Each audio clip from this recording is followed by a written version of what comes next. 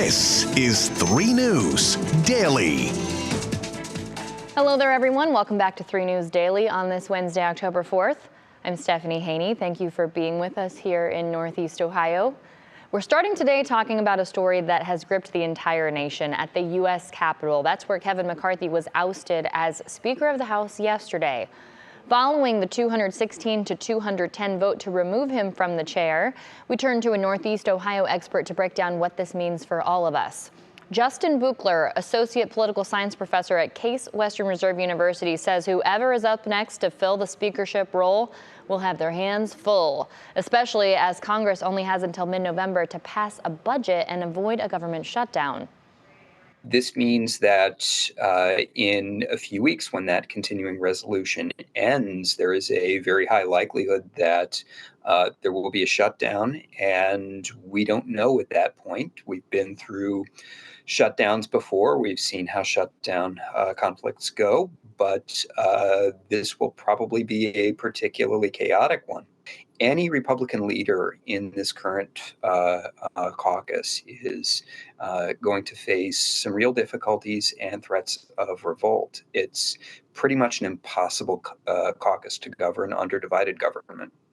U.S. Representative for Ohio Jim Jordan has said he'll run for Speaker now, among others. Now, remember, Representative Jordan is a former Ohio State wrestling assistant coach, and he was accused by former OSU wrestlers of turning a blind eye to sexual abuse by team doctor Richard Strauss, which Jordan has denied. A vote is expected sometime next week on who the next speaker will be. Now to Cleveland's west side, where fire crews are investigating a chemical spill. Crews had to close a portion of West 110th Street from Western Avenue to Berea Road Tuesday night. No homes were evacuated, and fire officials told us no one was injured in the incident. In Ashland County, funeral arrangements have been announced for Bri McCain. She's the senior from Mapleton High School who died after collapsing on the football field during last Friday's homecoming festivities. The memorial service for her will be held this Saturday at Ashland University's NIS Athletic Center from 10 a.m. to noon. Her family is asking that everyone who comes to please wear casual Mapleton spirit wear or dress in red, white, and blue. The district has canceled all sports activities through today. Now in Euclid, high school football is coming to a halt. This is after Solon High School announced they would not make the trip for Friday's matchup. School officials from Solen released a statement to 3 News that reads in part, quote, "Given the events that occurred last week around Euclid High School, we believe this is the safest course of action." Last week, Euclid moved what was supposed to be a home football game against Brunswick to Brunswick after inappropriate behavior among students. Solon officials say they offered to move the game Friday to Solen, just like they did last week, again this week, but Euclid officials say Solon actually chose to forfeit the game, and Euclid officials have not told us exactly what has been going on around the campus. Now, 3 News Investigates is learning more about the 160 people arrested in a statewide crackdown on human trafficking. Among those arrested, the Director of Excellence at the University of Dayton, an Indiana University professor, and a math teacher in Rocky River.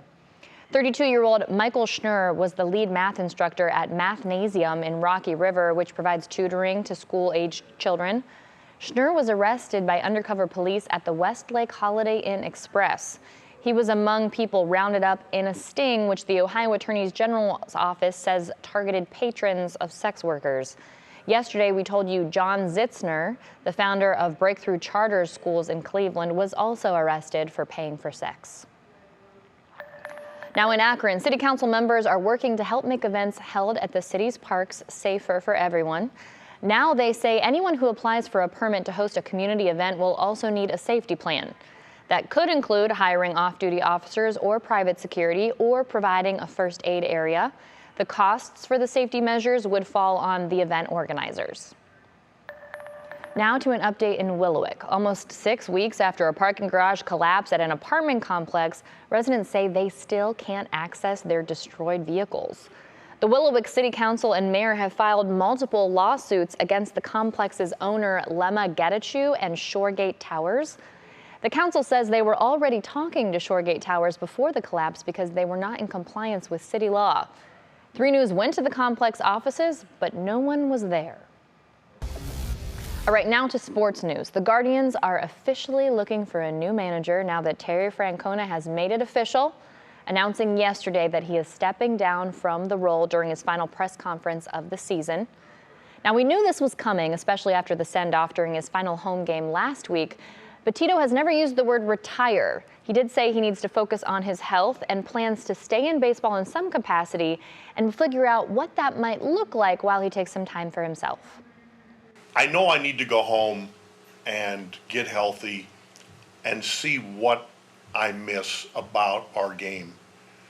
And then maybe, after some time, see the best way to maybe quench that appetite, whatever it is. I don't foresee managing. Again, I don't have a crystal ball. Nobody does. Because if I was going to manage, I like doing it here.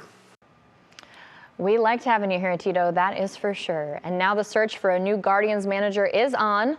So far, around 20 names are being tossed around. We can confirm, though, that Cleveland baseball legend and current first base coach Sandy Alomar will not be applying for the job.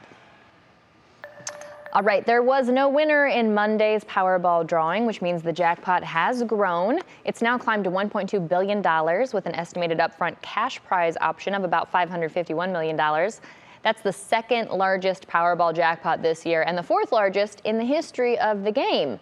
The next drawing is tonight at 10:59 p.m.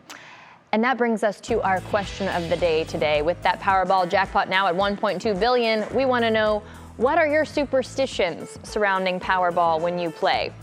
Post your comment to the WKYC Facebook page, and we will talk about it during 3 News at 4 and 3 News at 5. I can tell you, when I was doing my year-long Powerball experiment, I never wanted to buy a ticket at the same place twice. That was my kind of little thing. Very interested to see what all of you have to say about that. All right, thank you very much for being with us for today's edition of 3 News Daily. We appreciate you wherever you're watching or listening. Thanks for being with us. We'll see you back here tomorrow with more of what matters most to you in Northeast Ohio. Enjoy this beautiful Wednesday, everybody.